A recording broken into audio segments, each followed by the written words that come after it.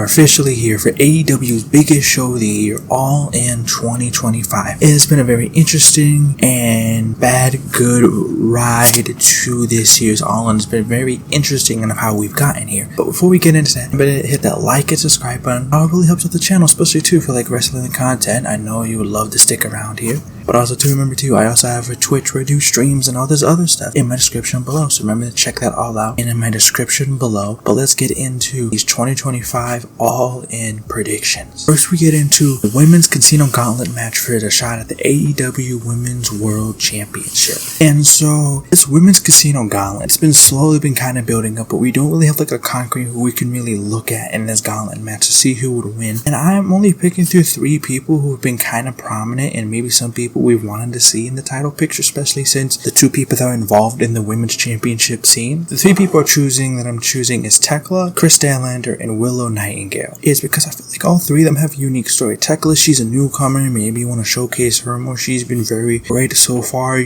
she has been very good so far since her debuting. She has been, maybe you want to give her that big spotlight AEW usually does when they bring in new people. We've seen it with like Deonna Purrazzo, and we've seen it with Megan Bayne, where they bring in somebody immediately get a championship match to really showcase who they are. Then maybe if Jamie Hayter is back from injury, maybe you can tie that in, or tie in the Queen Aminata feud. I don't know, those many things you could tie in with someone like Tekla, but that's like a very low short shot. Then you also get into the last 2, which is Kris Statlander and Willow Nightingale. Kris Statlander and Willow Nightingale has been consistently, Kris Statlander has been trying to regain Willow's trust and wanting to become friends with her again. And if the reports are true that they are potentially rebuilding the women's tag team champions and they're ready to go, even though AEW hasn't really fully announced it yet, I potentially feel like there is a chance where maybe it could be where this leads to the main event, or if it is the main event, where maybe Kris Statlander is possibly, first we think, she is gonna join the Death Riders with Mina Shafir and Wheeler Yuta, and then it actually turns on them and actually stays with Willow, and then maybe that turns them being together, and then maybe that's where it leads to where maybe Mina Shafir interferes with her all-out match if she wins the gauntlet. Like, there's different possibilities of what they could do with the women's gauntlet match. Maybe you can tie in that whole story of Kris wins it. Maybe you can tie in the Death Riders costing her that match. Or you could even do the same thing with Willow, where they've been building this whole thing of Willow being a consistent, target between the Death Riders and Mina Shafir, and then maybe she's also been a consistent person to AEW programming, consistently being on TV, consistently being on feuds. So maybe they finally reward her and give her a title match, especially because of who's in that match between Tony and Mercedes. Maybe, I don't know, even though all 3 women that I've said, even though I want, people like Jamie Hayter, Tekla, Willow Nightingale, especially Kris Statlander to be AEW Women's Champion, and I feel like they're all great picks, I am locking in Kris Statlander to win your 2025 Women's Casino Gauntlet match. Then we go over to the Men's Casino Gauntlet match for a shot at the AEW World Championship. This one has been a bit more built and really been built on for a feud that really ties into where we can see the direction going. The only good participants we really have in this so far is Mystico, Mark Briscoe, and MJF. And I think it's more obvious on where this is going to go. I'm thinking MJF is going to win this year's Men's Casino Gauntlet because they've been telling him MJF wants to get back to his big goal. He wants to get back to the AEW Championship. And I feel like in him getting the whole process of the Hurt Syndicate, especially too, if there's a chance that Hangman is going to win, I could see them running back that feud of MJF with Hangman Adam Page, but also tying in the Mystico feud of bringing him in because of MJF,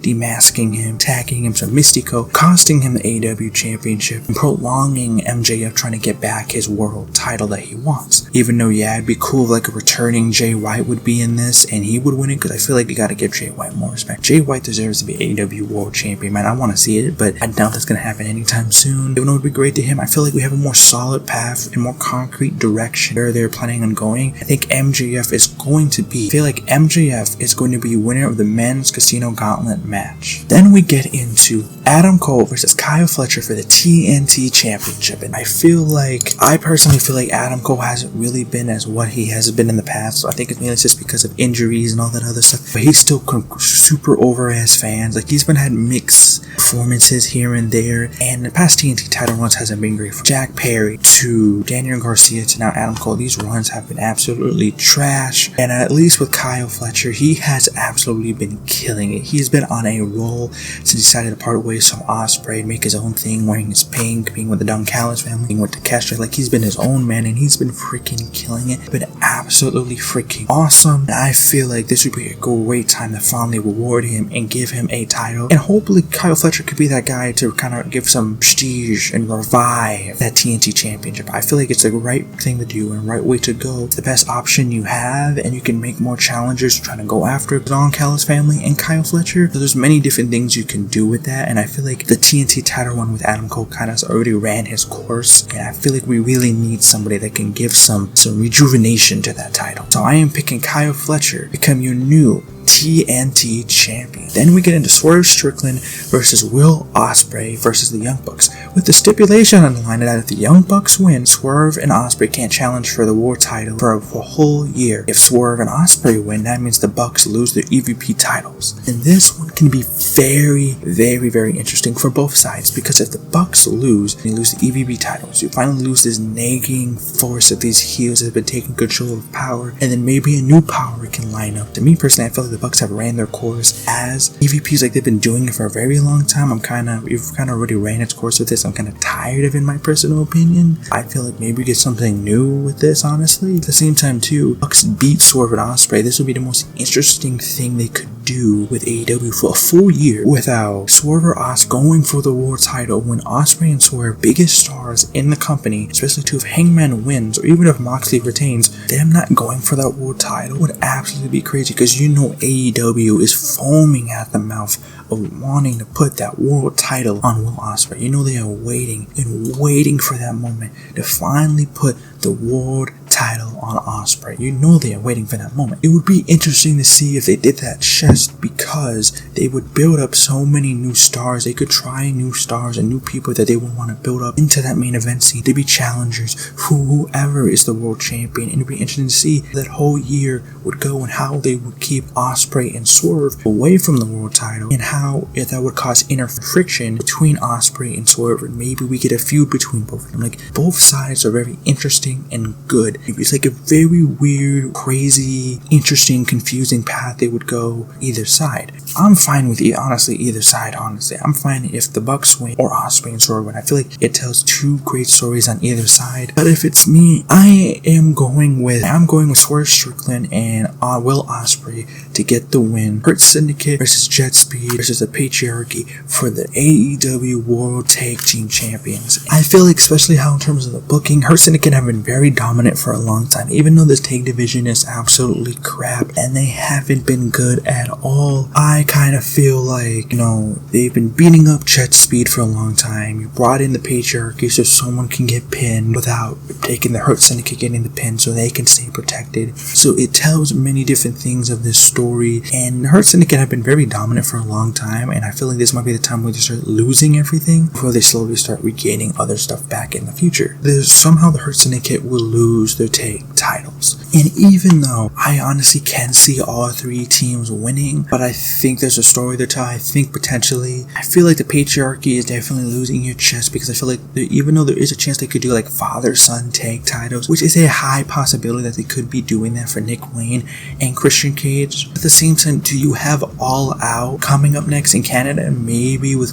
Colt coming back. Maybe they decide to do something with Christian Colt tag teaming against the Patriarchy. I don't know. I just feel like they're losing because there's going to be a longer story. Maybe that leads into FTR. I don't really know with that. I kind of feel like they're more likely to lose and be the ones that take the pin here. And then I feel like we lose the Hurt Syndicate. I feel like they're slowly telling the thing they're going to start losing a lot of their stuff. And this is going to be with the Hurt Syndicate losing the tag titles. So I think it's time we crown new tag team champions. And I think who's going to win this match, and that is Jet Speed, Speedball Mike Bailey, and Kevin Knight. Then we get to the AEW Unified Championship match. Continental Champion of Kazuchika Okada versus AEW International Champion Kenny Omega. And we've all seen their past matches before, and they've been absolutely freaking awesome. Absolutely classics of matches. And we're probably going to get another classic of a match right here. Potentially could even be the match of the freaking night. I am so excited for this match too, because Kenny Omega has been on a roll since he's came back from his almost life-threatening injury. He's been on a crazy roll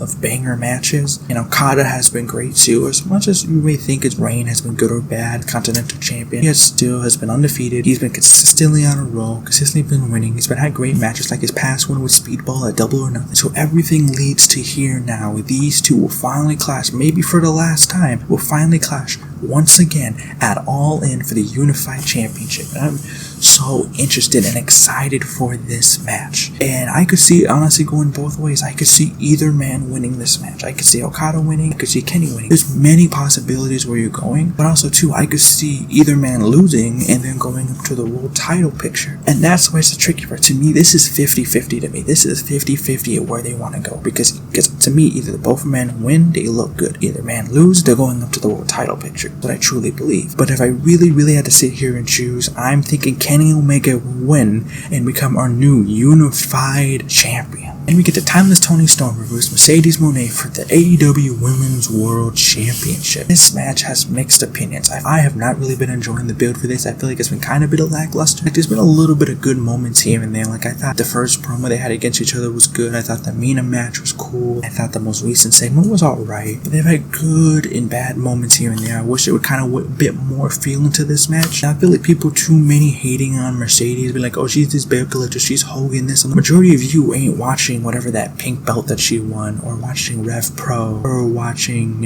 all these other titles that she had. Like, you guys ain't watching that. So I don't know why people are so consistent, being like, oh, she's creative control, she's Hogan this, she's Hogan that. I'm like, I'm sorry, but if I was a company and I got Mercedes Moné to consistently come back for more dates, I'm giving her the title. It's money, that's views, that's eyes that would get more than other people. Mercedes Moné is one of the biggest legendary stars in women's wrestling history. Of course you want her on your division. Like, that's crazy. To me, the only issue I have with this match is I wish Mercedes Moné did not have the TBS title, because I feel like we were robbed of having a TBS title match at all. I feel like we could have had a TBS title match at all. It could have been right here to bring another woman and highlight them on here. I still feel like Jamie Hayter should have been in this position. We should have got Jamie versus Toni Storm. I understand why they're doing it. It's having your biggest money match of your biggest star in women's wrestling, Toni Storm, and your other biggest star in women's wrestling of Mercedes Moné clashing together, having a match. So I understand both of them facing each other in this. But to me still, I feel like Mercedes should have dropped the TBS title, just because I kind of feel like it'd make it more believable winning the AEW World Championship, because I don't know, I'm not the biggest fan of, like, she would win the AEW Women's Championship and then she would relinquish the other one. Like, I would, because we all know either All In or one day she's going to win that Women's World Championship no matter what. It's Mercedes freaking Moné. But for me, it's just kind of like, man, I would have wished she would have dropped the TBS title, because it would have been like, okay, she's been beatable, she's been beaten before. Now I understand too, though, they want to maybe make it as like a big marquee moment, like someone finally defeated Mercedes Moné, but at the same time too, if you go over to Toni Storm, her with the title, I feel like fine with her losing, just because I feel like she's been kind of coasting with the title, because she's already had a very long run with the title, and I don't feel like she needs another long run, because I don't really see the direction of where they would go in the future, at least how I see things. But at the same time too, if Toni does retain, you can still build up other stars, you can still do that. It's very hard. To me, this is a 50-50 match right here, because you literally, it's like flip-flop, because you're basically having your two biggest women stars in AEW basically fighting it out, and either woman could win, honestly, and you could see both sides on why who would win. But for me, just sticking on that, I want the Jamie Hayter and Toni Storm feud for the title, and I want to see Jamie Hayter's champion, hopefully when she comes back, whenever she comes back from injury. And I feel like there's more people you can build up with a Toni Storm this champion. I am picking Toni Storm to retain her AEW Women's Championship. Then we get to what is most likely the main event, and that is Jon Moxley versus Hangman Adam Page for the AEW World Championship in a Texas Deathmatch. Oh my god, I don't have much belief in this match. I don't have much belief as I first had in Hangman. Like, don't get me wrong, I have a lot of belief, because I was there live getting to see Hangman Adam Page win the Owen Hart Cup. I was there lot. And I've been a big Hangman fan for a very long time. And I have been ride or die into this story. And I'm so hope he wins because this Death Rider feud has been not that great. To me, honestly, it's been getting decent for the past like maybe month or two. But before that, the Death Riders crap was horrible. Completely went away from the original story and all that. But I'm not going to go into detail with that because it's a whole nother video for another day. This Death Rider stuff just needs to end. I want to see the AEW championship. Can we see that title, please? I've been missing seeing the title. It's been like 7 to 9 months since we've seen the title. Plus, too, I'm kind of tired. John Moxley stuff. I don't care about Darby Allin getting the world title. We need to end this Death Rider stuff. You have the most perfect story with Hangman Adam Page, with his redemptions, his years of feuding with Swerve Strickland, his years of hatred and agony, his downfall, his depression, going in the darkness, and then finally now reaching this tunnel of light of winning the Owen Hart Cup to now having a chance at the AEW World Championship in his hometown, which is most likely gonna be the main event. Everything just collides. The worlds collide together for this history-making moment. I feel like it's all right there. For AEW just needs to pull the trigger. Tony Khan needs to pull that trigger and crown Hangman Adam Page as your new champion. Because I feel like if Hangman loses, they're gonna lose a lot of momentum. A lot of people are gonna not be as interested in the product. AEW is slowly regaining their stuff. They've really been a consistently good product and been consistently good and been doing a good job at their products. And I feel like if Hangman loses, it's going to turn a lot of people off. It's going to lose a lot of momentum that they had. And it's really going to turn a lot of people out of AEW. And I feel like if they want to continue that and really get a spike into boosting that, I feel like Hangman Adam Page needs to win this.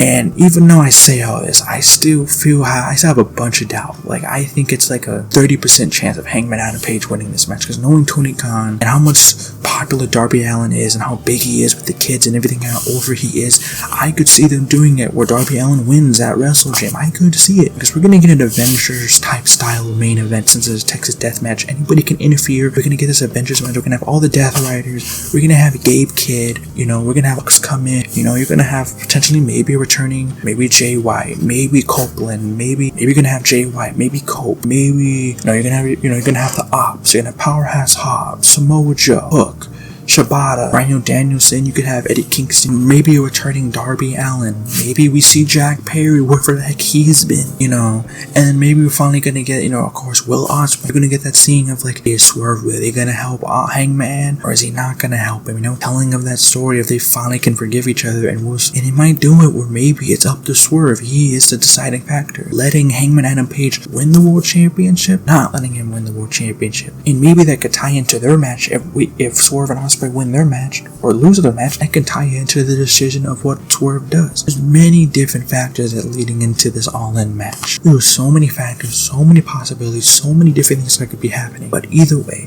I think it's the right thing to do and the right decision to do, and AEW should do it. And that is Hangman Adam Page winning the AEW World Championship. And so these are my thoughts and predictions of AEW's All-In of 2025. I am very happy and interested for this show, for the biggest show of the year. When it comes to pay-per-view matches, AEW always tends to show out when it comes to those. So I'm excited for this show. They've done a decent job building a bunch of the matches for this. But either way, let me know down in the comments, what are your thoughts and your predictions for every single matchup show? Hit that like and subscribe button, check out my Twitch, and we're going to have to wait and see what's going to happen at AEW's All-In of 2025. We're going to have to wait and find out. That's all from me. See you all in the next one.